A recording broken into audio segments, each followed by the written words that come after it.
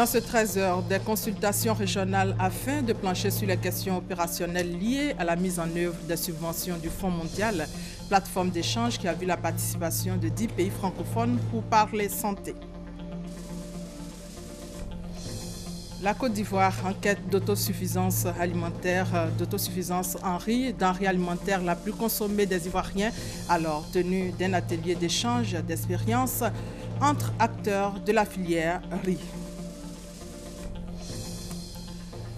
Aux États-Unis, plusieurs centaines de personnes ont défilé samedi à Ferguson à la veille du premier anniversaire du décès de Michael Brown, un jeune noir non armé mort sous les balles d'un policier blanc. Bonjour à tous. Le Dimanche Magazine est consacré au monde agricole. Nous parlerons des journées de l'administration agricole délocalisée. La 4e édition a eu lieu dans les régions du Gontougo et de l'Indénié-Duablin. Pourquoi ces journées délocalisées? Eh bien, pour en parler, notre invité ce dimanche est Soumaïla Kwasi Bredoumi, directeur général de la production et de la sécurité alimentaire. Bonjour, monsieur le directeur général. Bonjour, merci à vous d'être venu sur notre plateau. Dans une trentaine de minutes, nous allons échanger avec vous, mais avant cette information. Le président Alassane Ouattara a quitté Abidjan hier pour un séjour privé en France. Le mardi, le chef de l'État se rendra ensuite à Milan, en Italie, pour présider la journée nationale de la Côte d'Ivoire à l'occasion de l'exposition Milan 2015 dont le thème est « Nourrir la planète, énergie pour la vie ». Enfin, le président de la République effectuera à l'invitation de son homologue gabonais, Ali Bongo Dimba, une visite à Libreville, au Gabon, du 27 au 29 août 2015.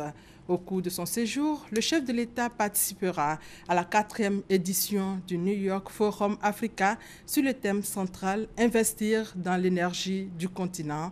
Le président de la République échangera avec les participants sur le rôle déterminant de l'énergie dans le développement économique et humain de la Côte d'Ivoire. En marge du New York Forum Africa, le chef de l'État participera à un sommet sous-régional consacré à la question du changement climatique.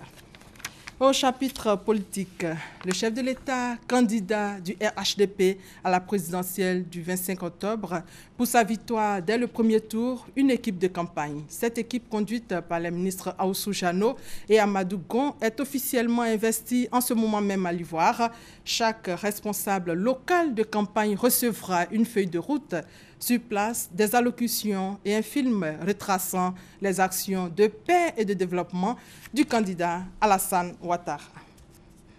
Et en face d'Alassane Ouattara, candidat du RHDP, Pascal Affi-N'Guessan, le candidat du FPI, a été investi hier.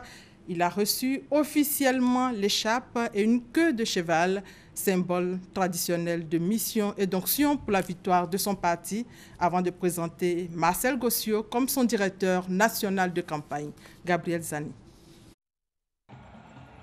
Le Front populaire ivoirien propose Pascal Affi-N'Guessan, candidat pour la magistrature suprême. Le président du FPI, désigné le 22 mai dernier lors du 4e congrès extraordinaire du parti, a été revêtu des habits de candidat à la présidentielle ce samedi au Palais de la Culture. Il a reçu une écharpe aux couleurs nationales et une queue de cheval, symbole du pouvoir. En vertu des pouvoirs qui m'ont été conférés, en mon nom et au nom de tout le comité de contrôle, au nom de tous les militants du Front populaire ivoirien, nous vous investissons comme candidat à la prochaine présidentielle 2015.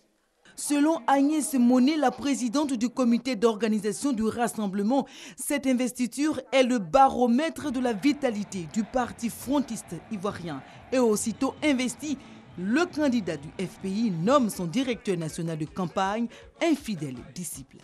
Les populations ivoiriennes fondent beaucoup d'espoir dans le FPI et son président Pascal Affi-N'Guessan. C'est rassemblé et mobilisé autour de notre candidat que nous vaincrons. Cette confiance témoigne de la constance du combat que nous menons tous depuis de nombreuses années au Front populaire ivoirien. Marcel Gossio présente son équipe de campagne Afi N'Guessan expose son programme de campagne en 15 engagements dont le point d'orgue est la révolution culturelle. Je m'engage donc à placer la culture au cœur du développement. Par culture, je n'entends pas uniquement le développement des arts et des lettres. Je parle d'une révolution culturelle qui fera de nous des acteurs pleinement conscients de leur contribution indispensable au décollage de ce pays et à leur propre épanouissement. Avec 14 ans à la tête du FPI, Afi N'Guessan s'engage dans la course présidentielle pour relever 4 défis majeurs. La paix, la reconstruction, la gouvernance politique, institutionnelle et enfin le défi du repositionnement de la Côte d'Ivoire. Pour les militants du FPI, Pascal Afi N'Guessan marque le changement. Leur réaction. Nous avons confiance justement en ce choix-là, ce candidat, ce président du parti. Il a toutes les potentialités pour gagner ces élections pour le bonheur de la Côte d'Ivoire. Nous voulons le changement pour que les Ivoiriens se retrouvent. Leur amitié d'avant et leur fraternité d'avant. Oui, c'est une fierté. Vous avez vu la mobilisation. Les préoccupations des Ivoiriens sont essentielles et qu'il doit parcourir toute la Côte d'Ivoire, tous les hameaux, tous les haillons de la Côte d'Ivoire, pour expliquer aux gens qu'il nous faut la nécessité, il nous faut le changement et que le changement c'est maintenant. C'est un événement majeur pour le Front populaire ivoirien parce que ça fait maintenant 10 ans qu'on ne s'est pas encore présenté et pour nous, c'est le changement. On est en route. La route, c'est la réconciliation et la paix pour accéder au pouvoir d'État. Et le FPI est en bonne position pour gagner ces élections. Voilà, réaction des militants du FPI au micro de Gabriel Zani. Dans le domaine de la santé, parlons de la subvention du Fonds mondial. À cet effet, il y a eu une consultation régionale pour plancher sur les questions opérationnelles liées à la mise en œuvre de ces subventions. Regardez. Pendant 2 jours, les acteurs de la santé ont planché sur la recherche de solutions mutuelles dues à la faible absorption des financements mis à la disposition des pays par le Fonds mondial. Selon Raymond Goudou Kofi, ministre de la Santé et de la lutte contre le sida, cette plateforme d'échange permettra de faire ressortir toutes les préoccupations des États africains. Lorsque nous considérons la revue des dépenses des programmes nationaux de lutte contre le paludisme, la tuberculose et le VIH-Sida, au titre de cette subvention effectuée par le Fonds mondial, durant la période de janvier 2013 à juin 2014, du moins pour l'exemple de la Côte d'Ivoire, le premier constat est que le taux d'exécution budgétaire des programmes est relativement faible, se situant respectivement à 33% pour le programme national de lutte contre le sida, 39% pour le programme national de lutte contre la tuberculose et 58% pour celui du paludisme.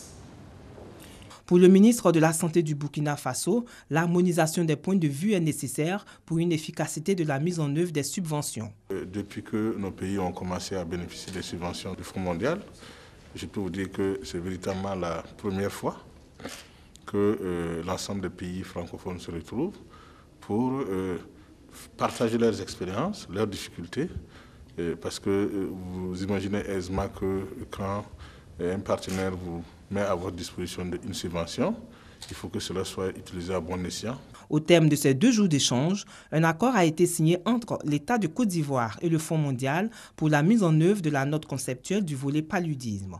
Coût du projet, 75 millions d'euros sur 3 ans, soit 50 milliards de francs CFA. Reportage signé Patricia Oumouetia et Issa Yeo. Maintenant, la 28e journée internationale de la lutte contre l'abus et le trafic illicite des drogues. Thème, le développement de nos vies, nos communautés, nos entités sans drogue. Journée organisée par le comité interministériel de la lutte anti-drogue. La réalisation me fait croire que l'élément n'est pas prêt. Poursuivons ce journal.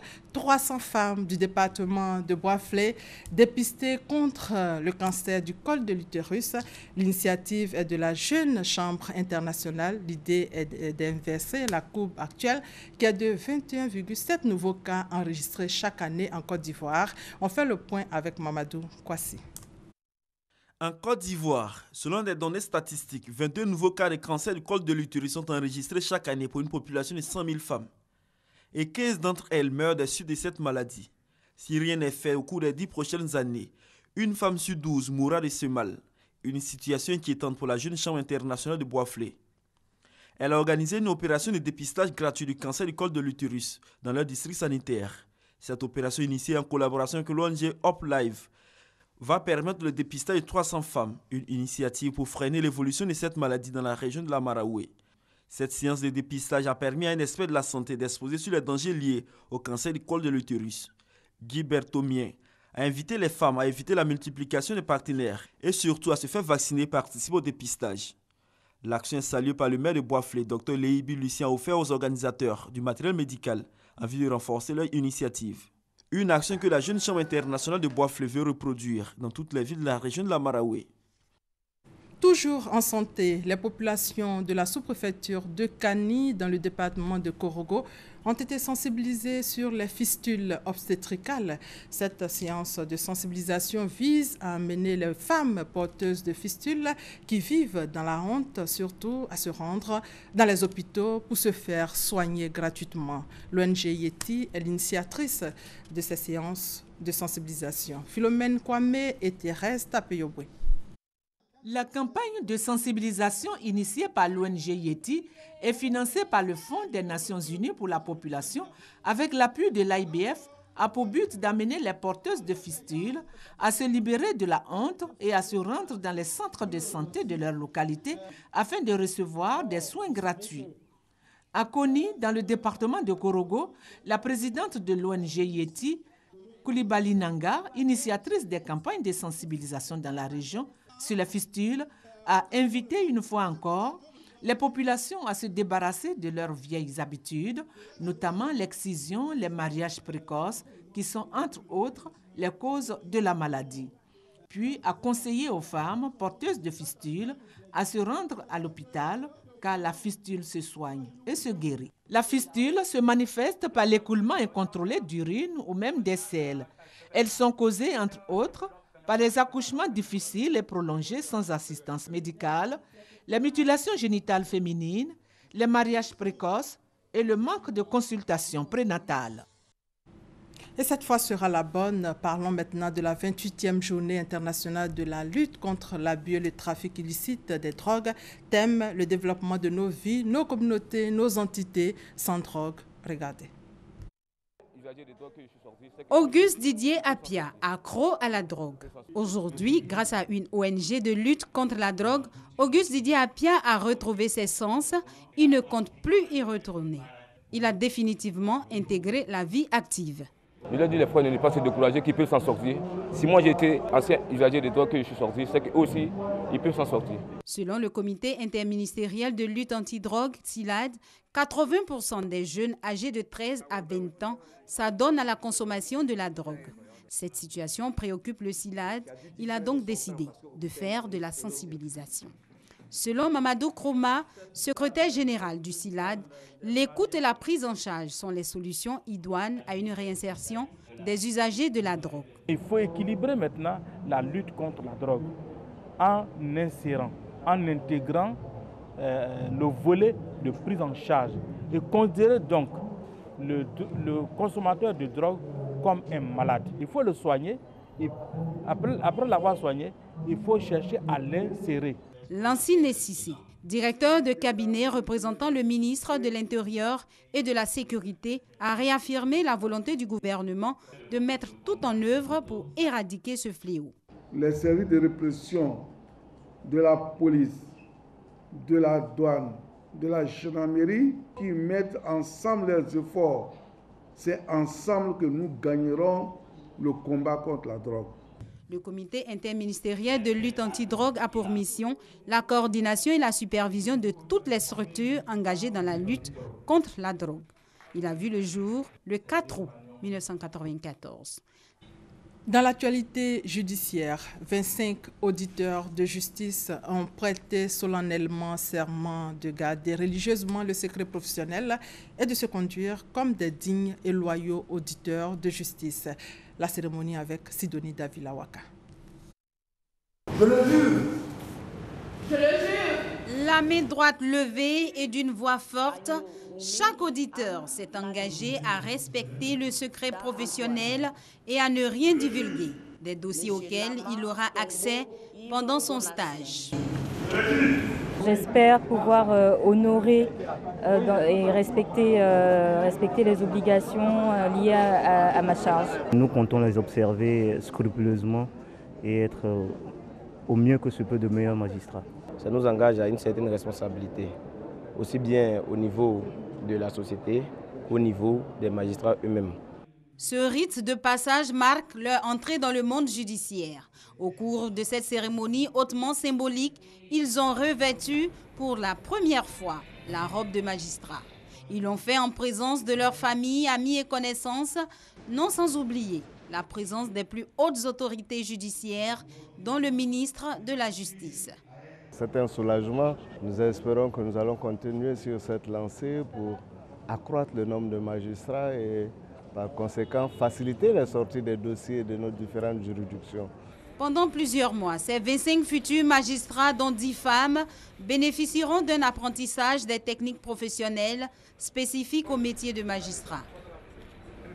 Et cet atelier de validation des résultats des études sur la ville historique de Grand-Bassam, inscrite au patrimoine mondial de l'UNESCO, atelier organisé par le ministère de la Culture et de la Francophonie. On fait le point avec Issa Yeo et Serge Koulia. Classée patrimoine mondial de l'UNESCO depuis le 29 juin 2012, la ville historique de Grand-Bassam a besoin de se doter d'un plan de sauvegarde et de valorisation de ses richesses et valeurs.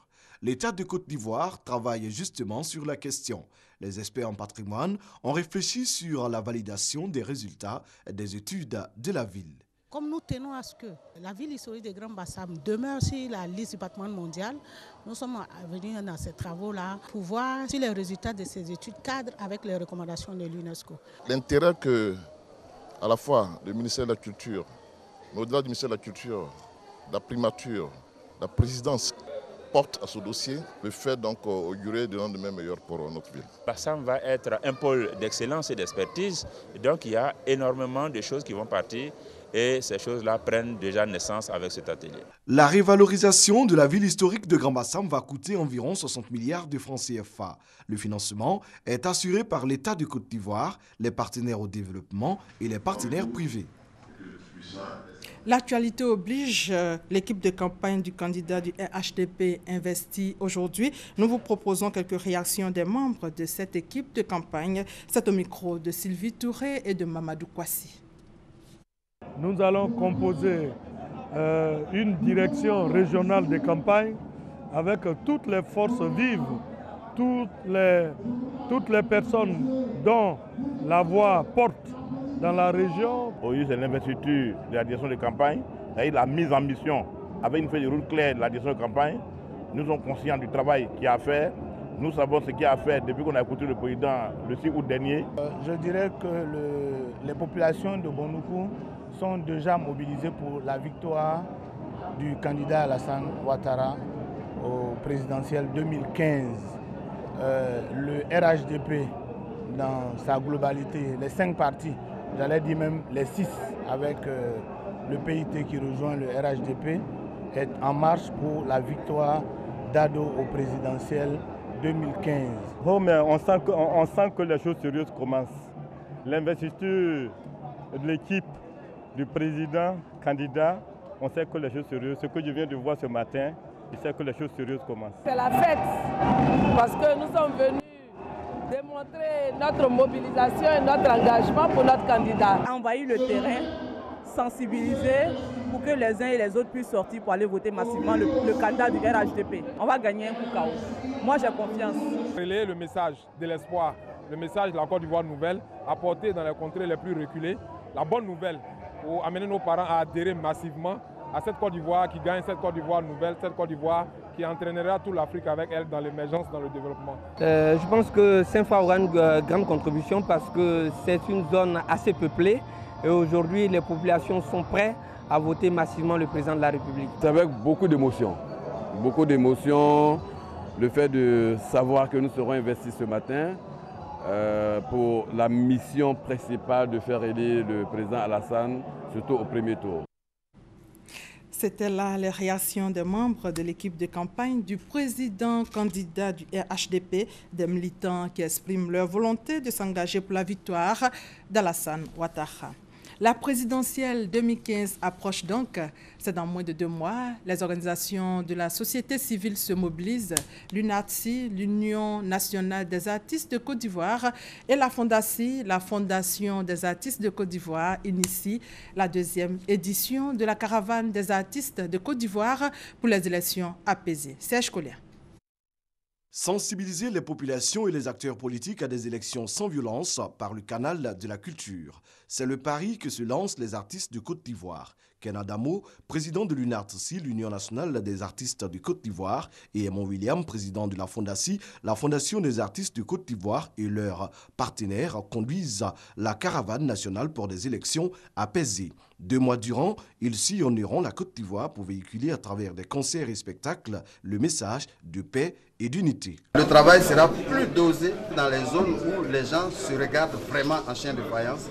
Les bastions seront visités et nous allons leur dire c'est avec vous et grâce à vous que nous allons réussir les élections, apaiser les élections en chantant. Nos partenaires qui nous accompagnent, notamment le ministère de la Culture, le ministère de la Communication, vont accompagner les artistes pour aller parler aux hommes politiques, parler à la population, afin que la Côte d'Ivoire ne sorte pas des élections divisées, affaiblies. Notons que l'UNATSI avait déjà organisé en 2007 les sillons de la paix. Quant à la FONDACI, elle a initié la paix des cœurs pour des élections apaisées en 2010, visitant plusieurs localités des leaders politiques, notamment Ferké, Daoukro, Kong et Mama.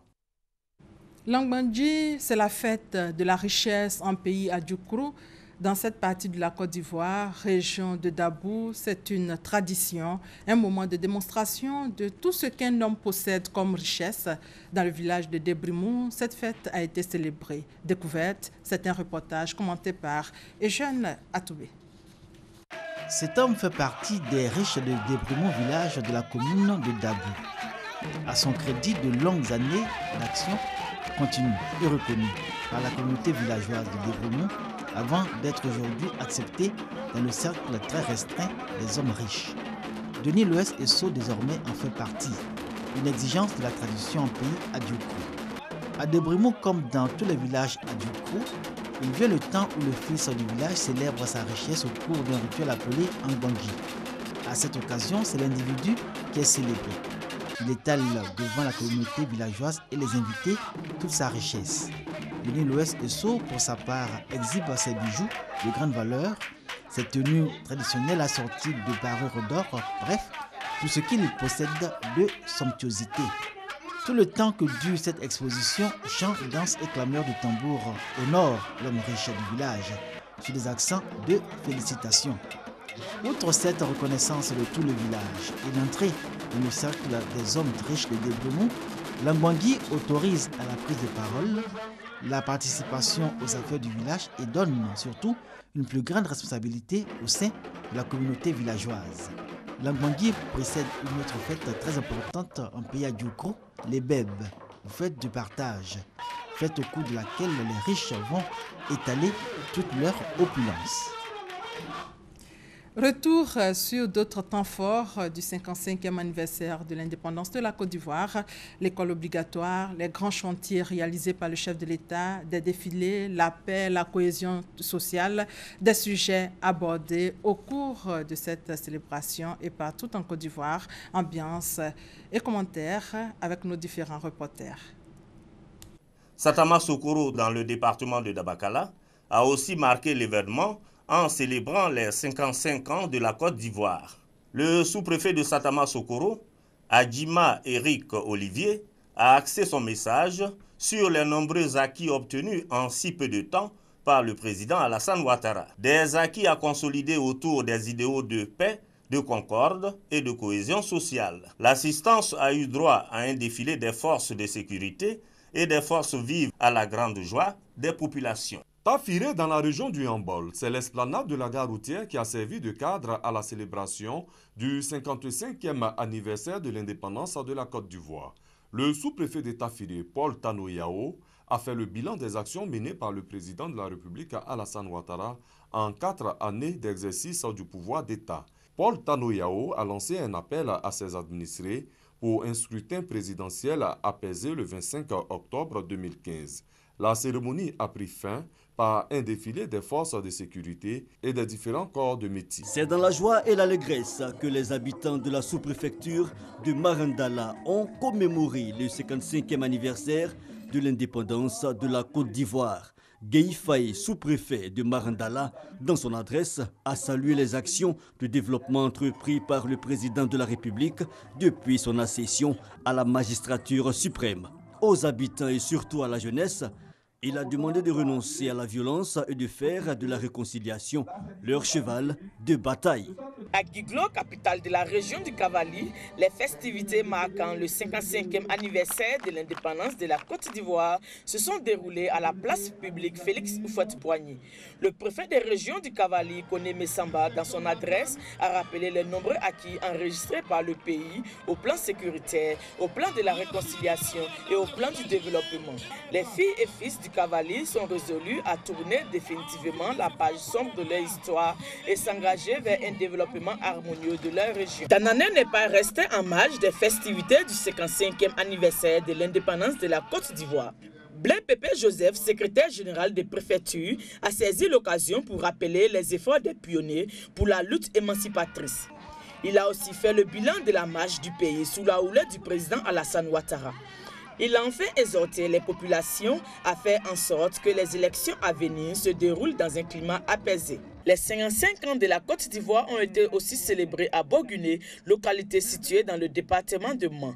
Le sous-préfet Nzi Donatien Maurice a rappelé les nombreuses réalisations du président de la République pour le bonheur des Ivoiriens. Des lendemains promoteurs pour la jeunesse, car Boguné abritera la zone industrielle de la région du Tongpi. Nzi Donatien Maurice a enfin invité les populations à l'union, la discipline et le travail pour des élections sans violence en octobre 2015. Comme les années précédentes, Toumoudi a célébré les 55 ans de l'accession de la Côte d'Ivoire à l'indépendance. Entouré des cadres et élus de son département, le préfet Koulibaly Gando a dit sa fierté au regard de la prise en main par le gouvernement de la question sécuritaire. Koulibaly Gando a donc rendu un vibrant hommage au président Alassane Ouattara, qui a mis le pays en chantier en 4 ans d'exercice de pouvoir d'État. Militaires, civils de tous les secteurs d'activité du département ont défilé pour saluer les 55 ans de l'indépendance de la Côte d'Ivoire. Guimbé, en ce 55e anniversaire de l'indépendance de notre pays, a connu une ambiance à des grands jours. Tout a commencé par la montée du drapeau et le message du sous-préfet de Guimbé, Sérizélé Léon, qui a invité ses administrés en cette année électorale pour notre pays à la cohésion et à la paix. Il leur a également demandé d'œuvrer chaque jour au développement de la localité. Un message a suivi du traditionnel défilé des forces vives de Guimbé, venues nombreuses participer au 55e anniversaire de l'indépendance de notre pays, la Côte d'Ivoire. Le 55e anniversaire de l'accession de notre pays à l'indépendance à Dikodougou a connu un cachet particulier. En effet, à côté du traditionnel salut du drapeau, du message du préfet du département et du défilé des couches socio-professionnelles, l'on a procédé cette année à l'intronisation des 19 chefs de village et du chef central de Dikodougou. Ces auxiliaires de l'administration ont reçu leur arrêté de nomination des mains du préfet du département de Dikodougou, Kwaku Ndri. Passage en revue des troupes du préfet du département, salut aux couleurs nationales, adresse du préfet aux populations suivi du défilé de toutes les forces vives. Le préfet Léon Touré a rappelé les faits importants qui ont marqué l'année écoulée et dont certains sont en cours de réalisation. Occasion également pour le préfet de remercier le maire et le président du conseil régional pour les actes de développement en faveur de la région du Sud, Comoé. La commémoration du 55e anniversaire de l'indépendance de la Côte d'Ivoire est un moment de réjouissance populaire à Molonou, dans le département de Tiébissou. Occasion pour Baïzo Pépé Jeannette d'inviter sa population au renforcement de la cohésion sociale. Elle a également demandé aux populations de participer massivement à la prochaine présidentielle dans un climat de paix démocratique. Concernant l'école pour tous, Pépé Jeannette exhorte les populations à respecter cette décision du gouvernement. C'est à Zagné, sous-préfecture de Taï, que le chef-lieu du département a célébré l'indépendance de la Côte d'Ivoire. L'adresse du préfet aux populations a magnifié cette réalité locale. Kwame Bio a invité toutes les communautés à toujours maintenir intacte l'harmonie et la paix. Taï, symbole d'intégration, a énormément bénéficié de l'État à travers les actions du PAPC, des organisations internationales et des ONG humanitaires. Progression redevable aussi, a dit le préfet, à toutes les communautés engagées à maintenir une paix totale et définitive dans le département de Taï. Les populations de la sous-préfecture de Sétifla sont retrouvées à Mignoré dans le cadre de la commémoration du 55e anniversaire de la Côte d'Ivoire. Après le salut aux couleurs, le sous-préfet Philippe Seux a dans son adresse exhorté les populations à préserver les acquis du développement de paix obtenus grâce à la politique du président Alassane Ouattara en adoptant un comportement citoyen sans violence au cours de la prochaine période électorale. Philippe Seux demande à sa population de souscrire à la couverture maladie universelle afin de bénéficier des soins de santé à monde situés dans le département de Daloa. Béziala a célébré le 55e anniversaire de la fête de l'indépendance. Salut aux couleurs, honneur militaire et défilé ont rythmé cette célébration. Le clou de cette activité a été le message du sous-préfet. Flore Flambant a invité ses administrés à faire de la paix leur seconde religion. Elle a également fait le point des actions du gouvernement qui permettent aujourd'hui aux Ivoiriens d'espérer un lendemain meilleur. Flore Flambant a également demandé à sa population de tout mettre en œuvre pour que les prochaines élections se passent dans la paix. La sous-préfecture d'Amélékia a célébré le 7 août, commémorant les 55 ans de l'indépendance de la Côte d'Ivoire. Après le salut aux couleurs et les honneurs militaires, le sous-préfet Marc Quadio a exprimé son admiration pour les populations pour leurs efforts qu'elles déploient dans le monde agricole. Pour l'échéance présidentielle, il leur a demandé de dépasser les clivages politiques afin de privilégier l'intérêt national. Un défilé des différentes couches socio-professionnelles a mis un terme à cette célébration. Cela fait 55 ans que la Côte d'Ivoire est indépendante et la sous-préfecture de Kokumbo n'a pas failli à la tradition. C'est dans la ferveur que les populations de cette localité ont célébré cet anniversaire. Et selon le sous-préfet Noël Rabé Afla, 55 ans c'est l'âge de la maturité. Elle a donc exhorté sa population à prendre le train de l'émergence afin d'accompagner les actions de développement du chef de l'État. Un défilé de toutes les composantes sociales de Kokumbo a mis fin à cette célébration. À Maféré, dans le département d'Abouasso, le sous-préfet de Maféré, Niamke Aline, a salué le climat de paix et de normalisation de la vie sociopolitique dans lequel évolue le pays sous la conduite du président Alassane Ouattara. Au plan local, le sous-préfet a insisté sur les conséquences des conflits fonciers qui affectent le quotidien des populations. Elle a donc invité les uns et les autres à la retenue pour la construction de Maféré.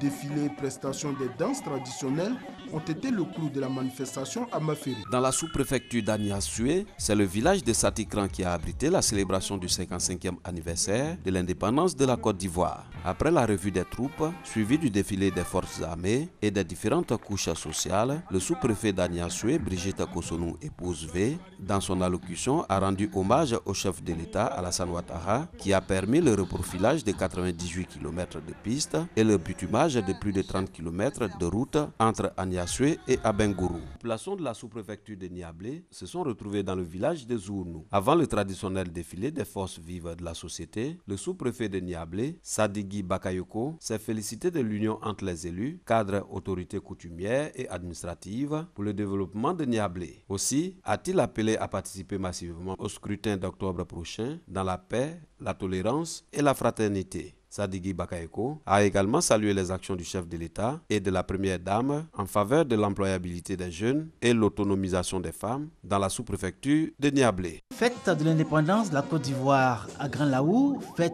hommage au président Alassane Ouattara. Le préfet Jean-Baptiste Zamélé a exprimé sa gratitude au chef de l'État pour ses actions de développement entreprises au profit des populations de la région. Il a par ailleurs invité les populations à vivre en parfaite harmonie et à accepter le verdict des urnes à l'issue de la prochaine présidentielle.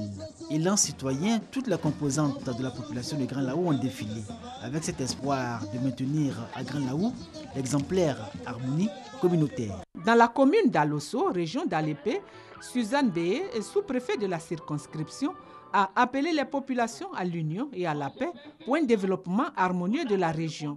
Elle n'a pas manqué de demander aux uns et aux autres la tolérance pour l'élection présidentielle du 25 octobre afin d'éviter au pays les crises qui ont endeuillé de milliers de familles.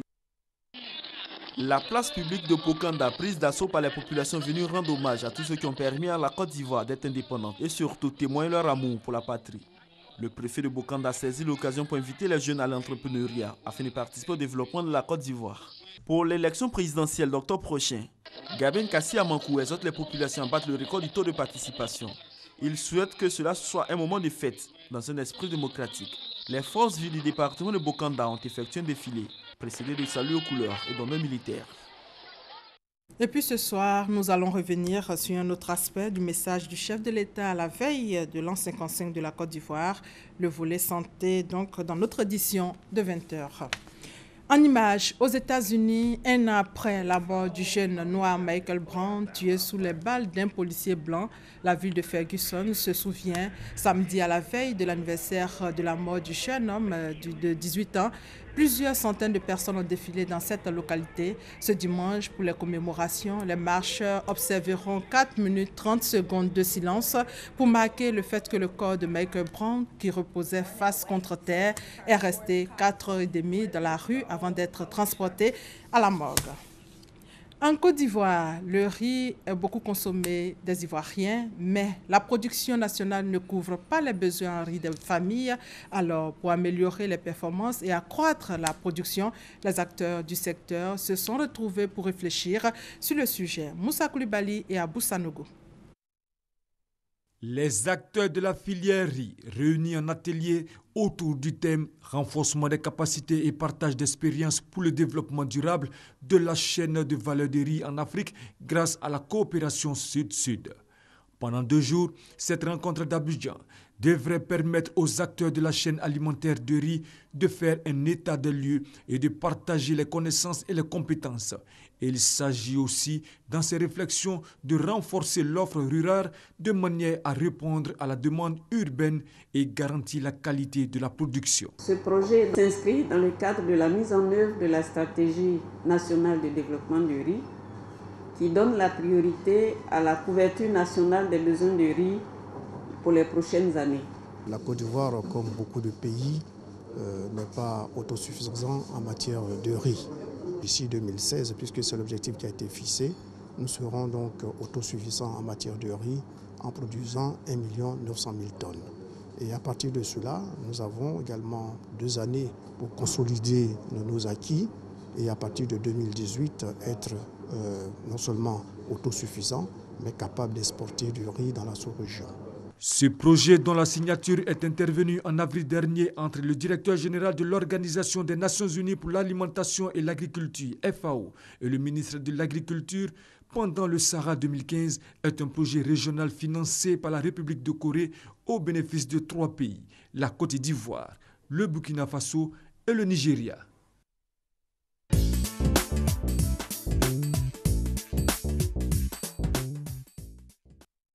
La transition est toute trouvée. Votre magazine du dimanche est consacré au monde agricole. Et comme annoncé, nous sommes avec Soumaïla Bredoumi Kwasi, directeur général des productions et de la sécurité alimentaire au ministère de l'Agriculture.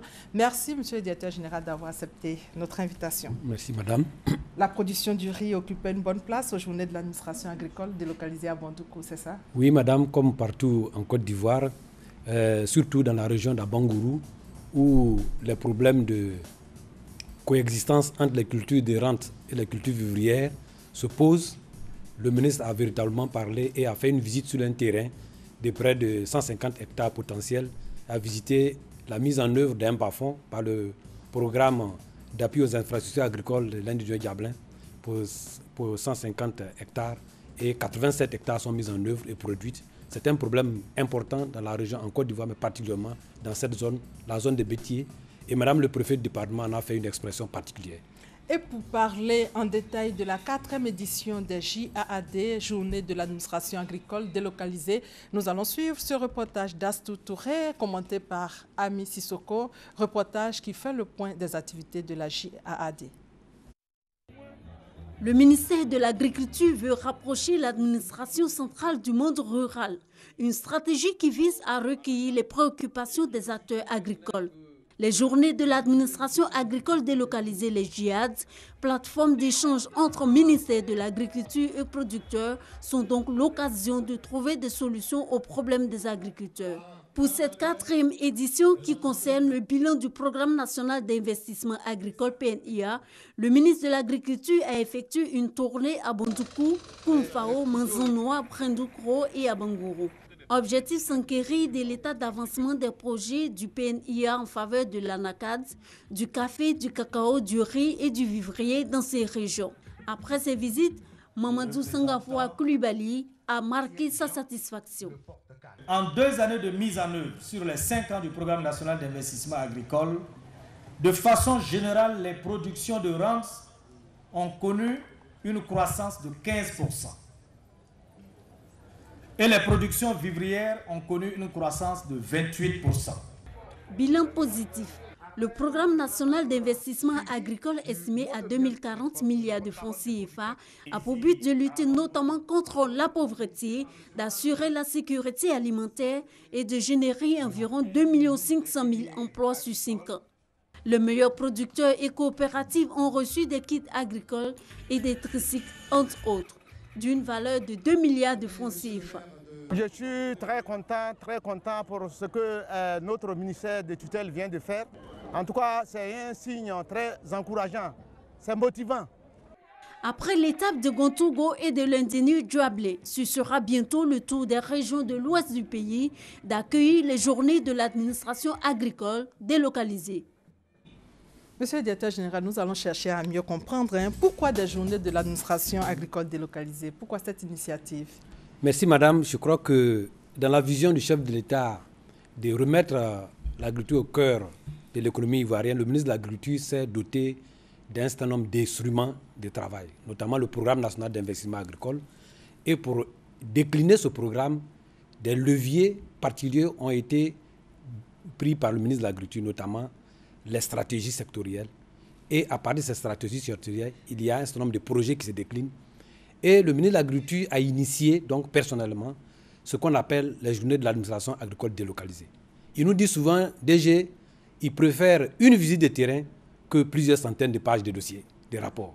Et donc, ça se résume, il vaut mieux être sur le terrain, voir les réalités, confronter avec le producteur, remonter l'information au bureau pour en faire des stratégies plus conformes aux réalités du terrain. Et là, nous sommes à la 4e édition. Avant d'en parler, quel bilan faites-vous des éditions précédentes?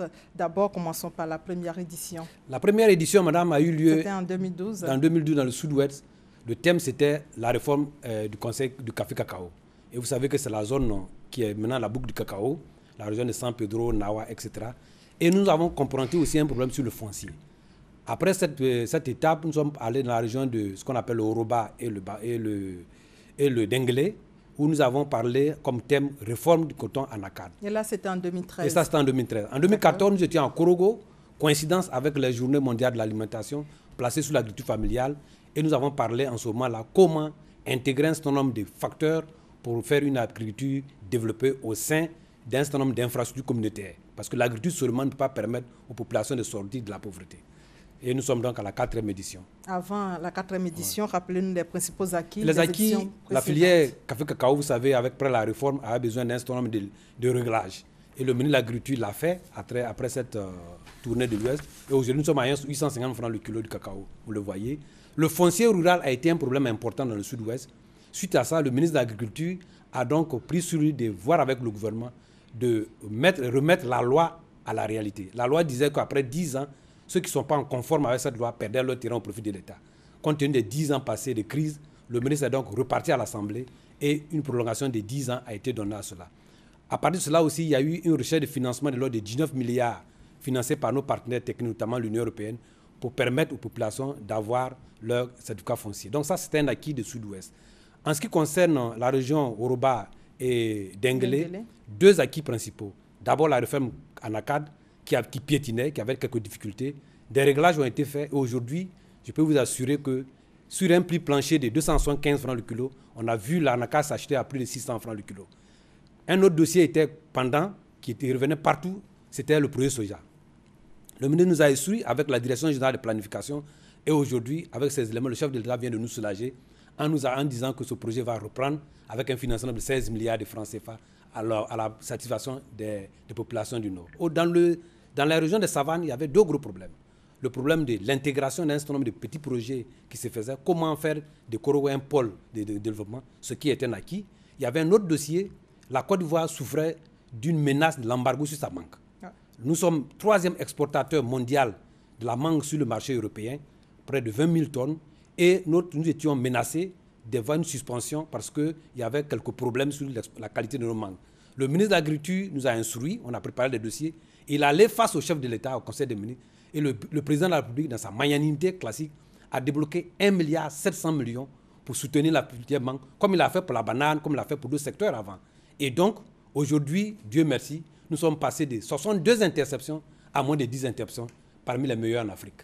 Et maintenant, la 4e édition, la journée de cette année a coïncidé avec la visite d'État dans la région du Gontougo et de l'Indénié. Quelle a été la particularité? Coïncidence heureuse, parce que ça a permis une grande mobilisation des populations, mais ça n'a pas exclu le premier objectif que nous avions, qui coïncide avec les objectifs du chef de l'État aussi, de visiter les régions, de voir les réalisations des projets qu'il a promis quand il était passé. Donc, cela a passé d'abord par une exposition agricole, et le Premier ministre lui-même a inauguré cela. Il a visité les 80 stands qui étaient là. Nous attendions 50, mais il y a eu 80 stands. Alors, les grands éléments de cela, il y a eu d'abord le lancement du projet PESAC, projet d'appui au secteur agricole en Côte d'Ivoire, financé par la Côte d'Ivoire et la Banque mondiale, qui a donc lancé les projets à partir des routes Bondoukou, Ouelekei et Bafimba. Donc, pour près de 27 km, mais ça va prendre un certain nombre de projets dans la région. Et nous sommes venus donc à la récompense des agriculteurs, parce que c'était placé aussi sur l'encouragement aux sociétés coopératives. Comme vous l'avez vu dans le film, le ministre donc a récompensé les meilleures coopératives à Bondoukou. Et il y a eu donc l'appui par le programme d'appui au secteur de l'alimentation. Pour Bondoukou, on a dépensé, le ministre a mis en mouvement 5,4 millions de francs CFA d'appui aux producteurs. Et le thème principal de cette 4e édition, c'est le bilan du PNIA et du Sahara. Pourquoi? Le PNIA, vous savez, c'est la colonne vertébrale de la politique agricole aujourd'hui. Après 2 ans, le ministre a fait donc... Le PNIA, c'est le Programme national d'investissement agricole, dont les intentions de financement étaient de 2040 milliards de francs CFA. 2 ans après, nous sommes à peu près à 52% de mobilisation des financements. Et donc, le ministre a profité donc pour expliquer aux populations l'intérêt d'être proche des populations pour réintégrer les différents réaménagements possibles si tu en as besoin dans le cadre des revues de ce PNIA. Il y a aussi le SARA qui est un instrument de promotion de notre agriculture, et le ministre de l'Agriculture a incité les producteurs à participer au prochain SARA en leur expliquant les bienfaits de ce que nous avions acquis dans le cadre du SARA et du PNIA. Quels sont les acquis? Les acquis d'abord, c'est que le ministre l'a dit dans le film. Production rédente était autour de 3 millions de tonnes en 2012. Nous sommes à près de 5 millions, près de 6 millions, 15% selon d'accroissement en 2014. C'est très important. Pour les cultures vivrières, les productions vivrières, nous sommes passés autour de 11 millions de tonnes à près de 16 millions de tonnes. 28% de croissance. Ça, ce sont les effets du PNIA. Il y a aussi d'autres effets indirects. La construction de routes, la construction de maternités, la construction de routes à travers des financements sectoriels comme le café cacao et l'anacade, qui contribuent à l'amélioration des conditions de vie des populations. Et les acquis du Sahara? Les acquis du Sahara, le Sahara, vous savez, on avait fait près de 15 ans sans Sahara. Ça a été une des grandes retombées, je dirais même du mandat du président Alassane Ouattara. Parce que nous attendions certainement que ça allait créer des engouements, mais nous avions été surpris par à la fois les petits, les grands et les opérateurs économiques. 200 000 visiteurs, plus de 200 000 visiteurs, près de 9 milliards d'intentions de mobilisation de fonds ont été faits, plus de 300 exposants, 137 stands ont été faits et tous les secteurs agricoles ont été visités. Donc le bilan est clair, il est positif alors? Alors moi je pense qu'il y a un tel bilan, s'il n'est pas positif, je dirais mais il est très positif.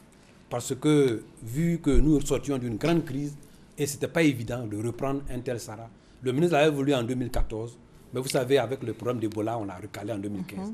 Donc tous ces phénomènes-là faisaient qu'il y avait beaucoup d'hésitation, mais avec la perspicacité de M. le ministre de l'Agriculture, nous avions tenu le pari et je crois que nous sommes contents. Et le bilan du JAAD? JAAD, comme vous l'avez vu, beaucoup des promesses ont été faites. Le ministre a promis de faire des productions agricoles dont l'anacade, de proposer à ce qu'il y ait la transformation de ce produit-là et des usines vont être construites dans la zone. Il y a aussi la relance caféière. Dans le binôme café-cacao, nous étions à 400 000 tonnes dans les années 80 de café marchand. Nous sommes descendus à moins de 100 000 tonnes. Et cette relance qui va coûter à peu près 8 milliards de francs CFA part dans la région de Bondoukou, parce qu'elle va devenir donc le second pied de la CAD dans cette région-là. Ça, c'était important. La région d'Abangourou, nous avons célébré les coopératives et la culture vivrière. Les coopératives à Manzonois, vous savez, à travers cette coopérative qui a été récompensée par M. le ministre de l'Agriculture, on voit que les coopératives peuvent se prendre en charge. Il y a aussi l'inauguration d'un certain nombre d'éléments sur le programme agricole dans la région d'Abangourou, le pont de Manzonois avec le Ghana, pont de l'amitié. Il y a aussi le lancement des hydrauliques villageoises améliorées à Brandoukro. Et comme je vous l'ai dit tout à l'heure, la visite du ministre sur le site de production de riz, parce que c'est une zone importante où il faut produire du riz parce que les cultures de rente prennent le pas là-bas. Beaucoup de réalisations. Donc, quel est le défi qui vous attend désormais? Prochain défi, et je crois que c'est un défi quotidien, le ministre de l'Agriculture nous l'a dit, c'est le foncier rural. Assurer la sécurisation foncière. Deuxième défi que le ministre se donne, c'est d'assurer un financement durable et pérenne dans le secteur agricole. Troisième défi, c'est la mécanisation de nos cultures en tenant compte de la modernisation, de l'intensification pour faire face au changement climatique. Quatrième défi, c'est la transformation de nos produits agricoles qui fera de notre pays un pays dont la chaîne de valeur agricole permet de créer de la valeur ajoutée aux populations, créer de la richesse et réduire la pauvreté, qui est l'un des objectifs fondamentaux de notre agriculture, c'est-à-dire réduire la pauvreté en milieu rural. Les prochaines étapes de Les prochaines étapes vont s'ancrer dans cette politique qui consiste donc non seulement à faire de la production agricole, mais faire du développement rural, c'est-à-dire intégrer pistes, infrastructures routières, infrastructures communautaires, infrastructures de conservation. Et donc, je pense qu'il n'y a pas meilleur endroit d'aller que dans l'ouest montagneux. Et je pense que nous... Chez nous, en moins, précisément. Et en avant-propos de ça, les journées mondiales de l'alimentation vont se passer dans le mois de septembre ou octobre, tenant compte des réalités politiques à Mans. Et à quand le prochain Sahara? Le prochain Sahara, c'est 2017. 2017, déjà, les préparatifs ont commencé. Et bientôt, le ministre va faire une communication en conseil pour faire le bilan du Sahara 2015 et proposer les dates et proposer le pays à l'honneur. Vous savez que dans le dernier Sahara, c'était le Maroc qui était le pays à l'honneur. Le pays à l'honneur prochain sera décidé par monsieur le ministre. Et je pense que là encore, les ambitions vont être remontées à la hausse. Merci, monsieur le directeur général, d'être venu sur notre plateau. Je rappelle que vous êtes monsieur Soumaïla Bredoumi Kwasi, directeur général de la production et de la sécurité alimentaire. Et avec vous, nous avons fait le bilan des journées de l'administration agricole délocalisée. Je signale que la 4e édition a eu lieu du 29 juillet au 1er août dernier dans le Gontougo et dans l'Indénié Djablin. Merci d'être venu sur notre plateau. Merci, madame. Ainsi s'achève cette édition supervisée par Michel Mambo. Merci de votre fidélité.